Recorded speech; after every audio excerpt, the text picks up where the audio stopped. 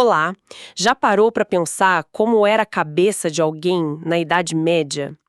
Um mundo assim dividido entre o medo terrível da condenação eterna e, ao mesmo tempo, uma esperança muito forte de salvação.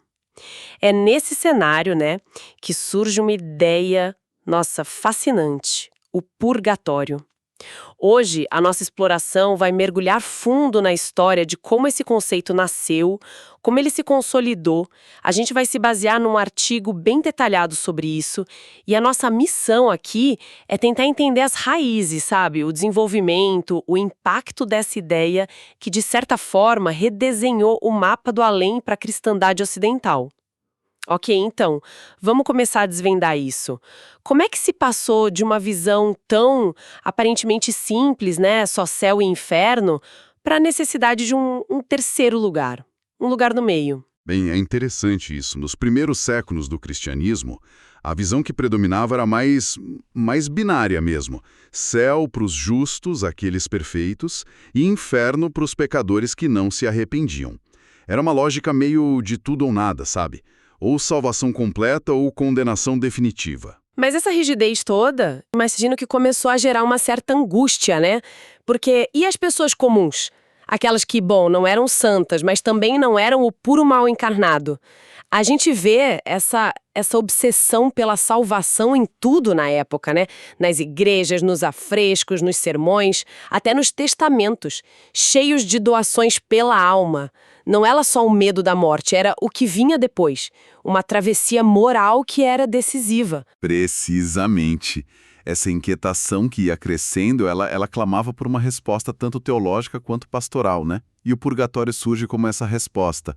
Mas veja bem, não como um terceiro lugar de condenação. A ideia era ser um espaço ou um tempo de purificação. Uma metáfora muito usada era do fogo do ourive, sabe? Aquele fogo que não destrói o ouro, mas que refina, que tira as impurezas. Assim seria com as almas. E aqui entra uma ideia bem forte do historiador Jacques Lakoff, que você mencionou. Ele argumenta que o purgatório não foi exatamente revelado de uma vez, mas foi inventado, ou talvez uma palavra melhor, gestado, né? Desenvolvido lentamente ali pela Idade Média, entre os séculos 6 e 12. Não como algo arbitrário, mas como uma necessidade mesmo de organizar a fé, de achar um equilíbrio entre a justiça de Deus e a misericórdia dele. É interessante pensar nisso como uma construção humana, de certa forma. Sem dúvida. E é uma construção que tem raízes, viu? A ideia de uma purificação depois da morte já circulava de alguma forma. No judaísmo mais tardio, por exemplo, tem aquele episódio no segundo livro dos Macabeus. Judas Macabeu oferecendo sacrifícios pelos soldados que morreram em pecado. Isso já sugeria, né, que se podia fazer algo por eles depois da morte. Abriu uma brecha importante ali. E mesmo alguns pensadores cristãos antigos, como Orígenes ou Agostinho de Hipona, eles tocaram em pontos parecidos. Falavam de um fogo purificador, de dores temporais que poderiam limpar a alma, sabe? Eles não definiram um lugar chamado purgatório com endereço e tudo, mas, digamos, plantaram algumas sementes conceituais importantes. Entendi. Quer dizer, o terreno estava sendo preparado, né? Mesmo sem o nome ainda. Mas antes mesmo da definição dos teólogos virar doutrina, parece que o purgatório foi, de certa forma, imaginado, né? Até visto, é isso, através das tais visões do além. Exatamente. Isso é fascinante. Entre os séculos 7 e 12, mais ou menos, começaram a surgir muitos relatos de monges, de leigos, gente que dizia ter tido experiências de quase morte, ou visões, viagens espirituais. E nessas narrativas, o além já não era só aquele dualismo céu e inferno. O exemplo muito marcante é a visão de Tunagdal, lá do século XII. Ela descreve um cavaleiro irlandês que visita o outro mundo e vê, nossa, diferentes níveis de sofrimento, mas com uma distinção muito clara. Tinha almas sendo punidas só temporariamente, sabe? Com esperança de salvação, bem diferente daquelas almas já condenadas, sem chance de retorno. Nossa! Então essas visões funcionavam quase como um rascunho popular do purgatório, uma primeira versão. É uma boa forma de colocar. De certa forma, sim. O historiador Jean-Claude Schmitt, que estudou muito isso, diz que essas visões criaram uma espécie de geografia moral do além.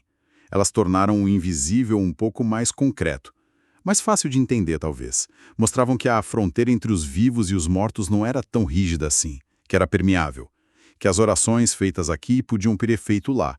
A imaginação popular, sabe, alimentada pela fé, pela angústia do pós-morte, ela realmente preparou o caminho para a doutrina que viria depois. E isso nos leva direto para o século XII, então. Um período de muita mudança, né? As cidades crescendo de novo, as universidades começando a surgir, a própria igreja buscando se reorganizar e fortalecer com a reforma gregoriana. Parece um momento certo para botar ordem nessas ideias, não? Exato, o contexto era esse. Havia uma necessidade real de sistematizar a fé, de dar respostas mais precisas para uma sociedade que estava ficando mais complexa. E é aí que entram figuras importantes da teologia.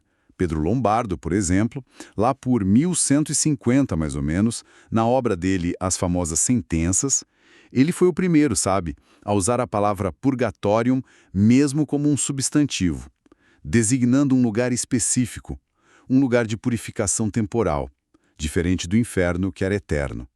O Legoff até brinca que essa foi a certidão de nascimento do purgatório. A certidão de nascimento, que interessante. Pois é. E logo depois, já no século XIII, vem Tomás de Aquino. Na Suma Teológica, ele faz a grande sistematização. Ele usa toda aquela ferramenta da filosofia escolástica, aquele método super rigoroso de lógica, de argumentação teológica medieval, para definir direitinho as almas que morriam em estado de graça, mas ainda com pecados veniais. Aqueles pecados menores, digamos assim. Isso. Ou com penitências que não tinham sido cumpridas em vida. Essas almas passariam por essa purificação. E o Aquino também reforçou um ponto que se tornou crucial. As orações, as missas, as boas obras feitas pelos vivos, tudo isso podia ajudar essas almas. Podia aliviar ou até abreviar o tempo delas no purgatório. Fascinante. Quer dizer, a teologia deu um nome, deu um sistema, né, para algo que já estava ali borbulhando na fé popular e que respondia a uma necessidade muito profunda, espiritual e até social. E essa ideia da intercessão, nossa, ela criou uma ponte muito forte entre este mundo e o além, né? Uma ponte fortíssima. E essa ponte era sustentada por símbolos muito poderosos. O fogo, por exemplo, ele era central, mas foi reinterpretado. Não era mais só o fogo da destruição lá do inferno. Era um fogo que refina, que purifica, ligado a imagens da Bíblia, como a sarça ardente, ou aquela passagem de São Paulo sobre as obras serem provadas pelo fogo, sabe? Era visto mais como um instrumento da misericórdia divina, um ardor que queimava as impurezas, mas pelo desejo de chegar a Deus. Entendi. Uma visão bem diferente do fogo eterno. Bem diferente.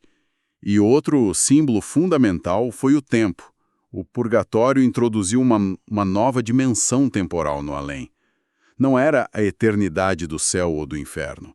E também não era o tempo linear aqui da Terra. Era um tipo de tempo das almas, um tempo que podia ser medido em sofrimento, em purificação, mas que, importante, tinha um fim.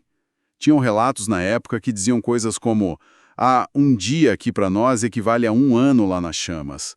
Essa noção de um tempo purgatório que podia ser reduzido foi a base para desenvolverem toda a questão das indulgências depois.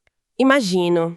Essa ideia de um tempo que pode ser redimido lá no além deve ter tido um impacto gigantesco na vida aqui na Terra, né? Gigantesco, com certeza. A doutrina do purgatório não ficou só nos livros de teologia, não. Ela moldou a vida social, a vida econômica, a religiosidade cotidiana. A gente vê a proliferação de confrarias, por exemplo. Grupos de pessoas que se juntavam especificamente para rezar pelas almas dos mortos. A fundação de capelas, de missas pagas para os falecidos. E os testamentos, como a gente já falou antes, passaram a incluir legados enormes, doações de terras, de dinheiro para mosteiros, para igrejas, em troca de missas perpétuas, né? Aquelas oblaciones pro defuncis, as ofertas pelos defuntos. Rezar pelos mortos virou quase um dever social, uma extensão dos laços de família, de comunidade, para além da morte mesmo. Exatamente. E nesse contexto todo, as indulgências ganharam um protagonismo imenso. Originalmente, elas eram uma forma de reduzir penitências aqui na Terra mesmo, sabe? Mas depois passaram a ser aplicadas também às almas que estavam no purgatório. Atos de piedade, fazer uma peregrinação, e aí vem o ponto sensível. Contribuições financeiras para obras da igreja podiam, na prática, comprar tempo fora do purgatório, para si mesmo ou para parentes que já tinham morrido. Mas isso não abriu margem para problemas? Para uma espécie de comercialização da salvação? Abriu, e muito. Essa foi uma das grandes tensões que surgiram. Apareceram abusos claros, né? Pregadores que faziam promessas exageradas de redução de penas em troca de dinheiro. Tinham cronistas da época que já criticavam isso, falavam numa economia do perdão. No entanto, é crucial a gente entender a mentalidade da época. Para muita gente, para a maioria talvez, essa transação espiritual era vista como algo real, como eficaz. Era uma forma legítima de praticar a caridade e ajudar as almas. E claro, para a igreja enquanto instituição, administrar todo esse sistema reforçou enormemente o papel dela como mediadora indispensável entre Deus e os homens e entre os vivos e os mortos. É impressionante essa interligação tão forte entre o espiritual e o econômico, né? E como é que isso se refletia na arte, na cultura da época? O purgatório aparecia muito. Aparecia, e a arte foi fundamental para visualizar, para dar forma a essa ideia, para popularizar o purgatório.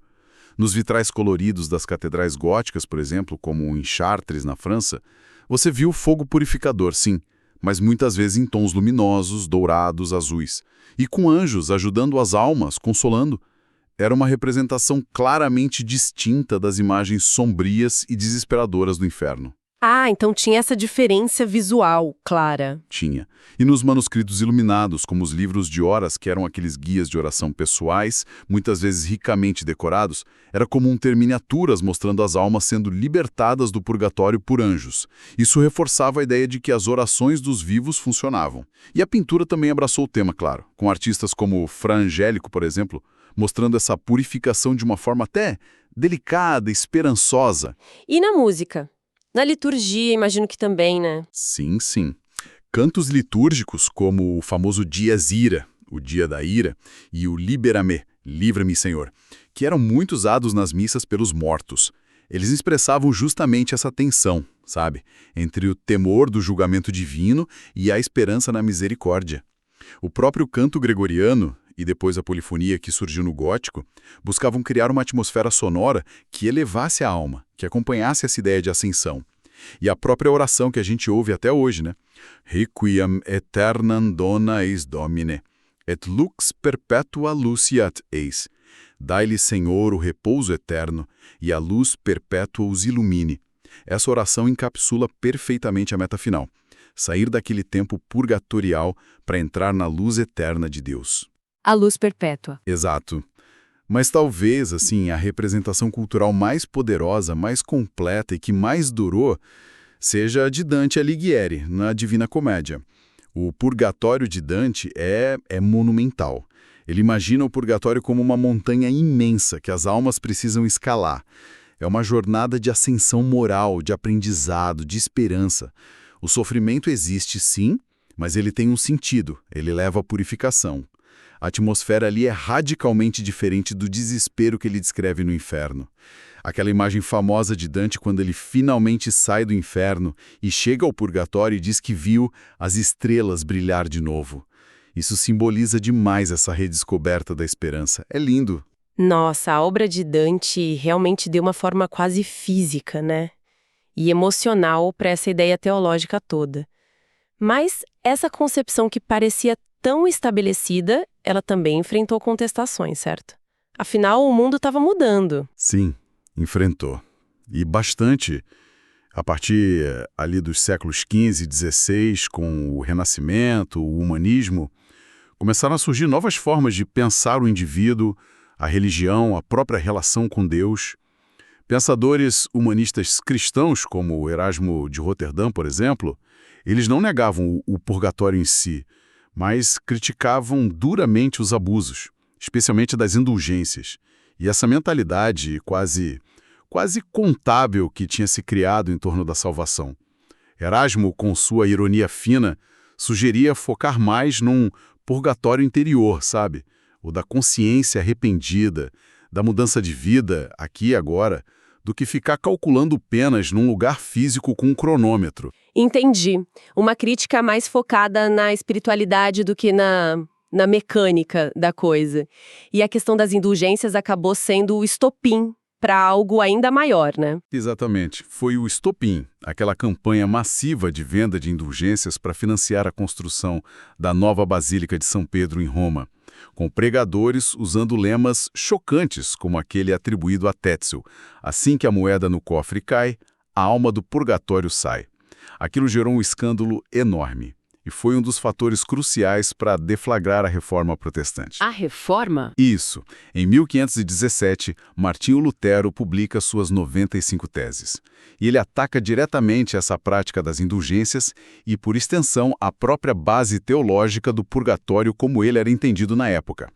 Para Lutero e para os outros reformadores que vieram depois, a salvação era um dom gratuito de Deus, obtido somente pela fé, pela graça. Não por obras, não por um processo de purificação intermediário que pudesse ser influenciado por dinheiro ou por rituais controlados pela Igreja. O purgatório se tornou assim um ponto nevrálgico, o epicentro da ruptura entre católicos e protestantes. Então, aquela tensão que a gente falou lá atrás sobre a economia da salvação, ela acabou mesmo explodindo, né? Explodiu. De forma dramática. A resposta oficial da Igreja Católica veio no Concílio de Trento, que durou muitos anos ali em meados do século XVI. O concílio fez questão de reafirmar a existência do purgatório, confirmou que ele existe e que as orações e missas pelos mortos são válidas e úteis. Mas, ao mesmo tempo, condenou os abusos financeiros, as superstições, as promessas exageradas. Houve uma tentativa de moralizar a doutrina, de voltar ao seu núcleo mais espiritual. Mas a antiga unanimidade, a visão única sobre o além, já estava irremediavelmente quebrada no Ocidente. E com o passar do tempo, imagino, especialmente com o iluminismo, a chegada da modernidade, a ideia de uma geografia literal do além, com lugares como o purgatório, foi se esvaindo para muita gente, né? O que sobrou, então, dessa construção medieval tão complexa, tão rica? Bom, recapitulando um pouco a nossa exploração de hoje, nós vimos o purgatório nascer de uma necessidade muito profunda da alma medieval, ali naquele equilíbrio tenso entre o medo da condenação e a esperança da salvação. Vimos como ele foi, de certa forma, imaginado na cultura popular antes mesmo de ser definido pela teologia, como ele moldou a sociedade, a economia, a arte durante séculos, e como também enfrentou crises e precisou se transformar com as grandes mudanças do mundo. Exato. E como o próprio Legoff conclui em seus estudos, talvez o purgatório como um lugar geográfico específico tenha sim desaparecido do imaginário moderno dominante, pelo menos na maior parte. Mas a ideia fundamental que ele carregava, a ideia da perfectibilidade humana, sabe? Da possibilidade de reparação, de que talvez seja necessário um tempo para a gente processar, para purificar, para transformar, essa ideia parece que persiste. É quase uma necessidade humana, talvez, acreditar numa segunda chance, num sentido para o sofrimento que não seja puramente punitivo, mas que possa levar a algo melhor. E isso nos deixa com uma reflexão final, talvez. Será que, mesmo num mundo hoje muito mais secularizado, a gente não encontra ecos dessa necessidade de um tempo intermediário, um espaço talvez mental ou simbólico para a gente lidar com os nossos erros, com as nossas perdas, ou simplesmente para tentar se tornar melhor? A ideia de uma jornada de purificação, de aprendizado, de uma segunda chance depois de uma falha, de um trauma, será que ela não continua muito presente nas nossas histórias, na psicologia, nas nossas próprias vidas, mesmo sem a gente usar a antiga geografia do além? Fica a pergunta no ar para quem nos ouve.